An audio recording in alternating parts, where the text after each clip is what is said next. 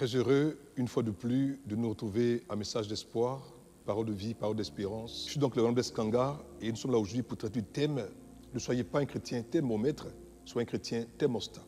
Alors, si le thermomètre est un appareil destiné à la mesure des températures, le chrétien thermomètre est le chrétien dont la vie chrétienne fluctue en fonction de tout ce qui se passe autour de lui. Si son entourage pleure, il pleure.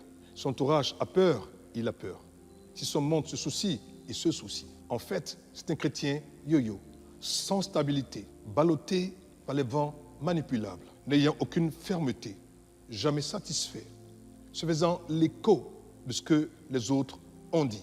En fait, ne sois pas ce chrétien-là. Un chrétien thermomètre, mais sois un chrétien thermostat. Un thermostat, par contre, est un dispositif permettant de maintenir un système, c'est peut-être un appareil, une machine, un moteur, etc., à une température relativement stable.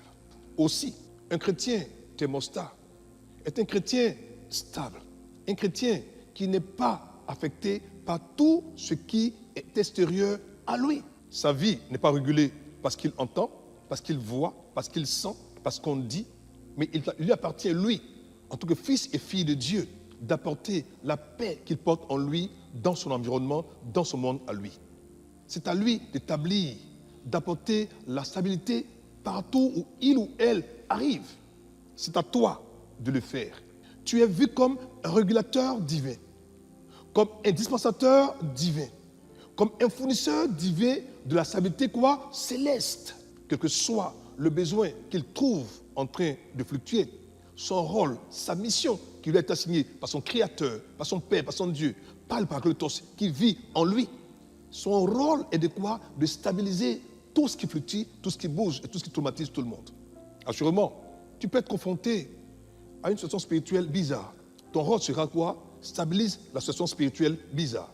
Peut-être que tu seras confronté à des situations émotionnelles qui sont, ma foi, délicates. Quand tu arriveras dans cet environnement, stabilise la situation émotionnelle non stable. Peut-être que quelqu'un aura autour de toi un problème de santé qui, ma foi, fluctue. Ton rôle sera, par la puissance de la prière, de stabiliser la situation physique de santé non stable. En fait, toi, le chrétien thermostat, oui, toi qui me regardes, aujourd'hui, à Message d'espoir, tu es le régulateur divin de tout ce qui vacille, de tout ce qui balance. Sois ce chrétien-là. Je vais lire un texte pour donner force et vie à mon assertion. Éphésiens chapitre 4, verset 14, version parole de vie, qui dit ceci. Nous ne serons plus des bébés. Non, c'est fini. Nous ne ressemblons plus à un petit bateau poussé dans tous les sens par les vagues de la mer. C'est terminé. Nous ne sommes plus emportés de tous les côtés par le vent des idées fausses. Oui, c'est vrai. Les gens ne nous tromperont plus avec le mensonge habile. Mais, en disant la vérité, je dis bien, mais, en disant la vérité avec amour, nous grandirons en tout vers celui qui est la tête. Voyez-vous, nous grandirons. Tu te dois de grandir, de mûrir, de pousser, de commencer à prendre ta place de fils et de fille du royaume. Arrête d'être un enfant du royaume. Arrête d'être un petit enfant du royaume, un bébé du royaume. Tu es assurément maintenant un fils et une fille du royaume. Alors, grandis. Et grandis vers celui qui est la tête, c'est-à-dire le Christ, car il porte en lui l'onction, cette onction, il te l'a donnée. Elle vit en toi, elle sommeille en toi. Et par elle, tu seras capable de réguler, de stabiliser toute situation que le diable voudra imposer à tes proches. Prions le Seigneur. Seigneur, nous prions aujourd'hui pour ce frère et cette sœur qui nous regarde, qui certainement a beaucoup été ballotté, qui a beaucoup été flagellé, fatigué, oppressé, qui, ma foi, n'avait pas de pénibilité. Mais aujourd'hui, elle a compris que ce doit être un chrétien thermostat.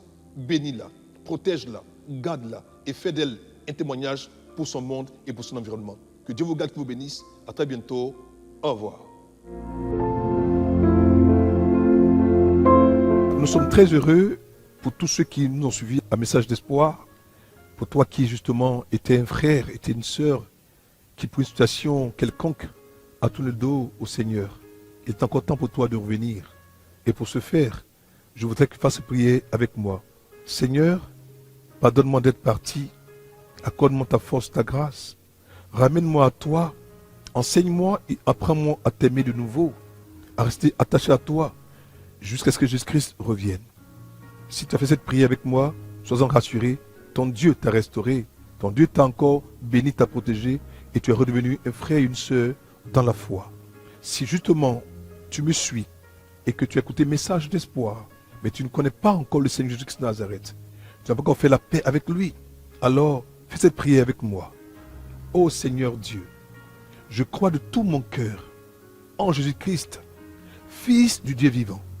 Je crois qu'il est mort pour moi et que Dieu l'a ressuscité des morts. Je crois qu'il est vivant aujourd'hui. C'est pourquoi je confesse de ma bouche que Jésus-Christ est le Seigneur de ma vie. À partir d'aujourd'hui, par lui et en son nom, j'ai en moi la vie éternelle. Je suis né de nouveau. Seigneur, merci d'avoir sauvé mon âme. Je suis désormais un enfant de Dieu. Alléluia. Si cette prière a été faite dans la foi, comme tu as prié avec moi maintenant, sois-en assuré. Désormais, tu fais partie de la grande famille des enfants de Dieu. Ton Dieu t'aime et te gardera et te préservera. Alors, que Dieu te bénisse, qu'il te garde, qu'il t'accorde sa vie et son shalom. Porte-toi bien, à très bientôt. Au revoir.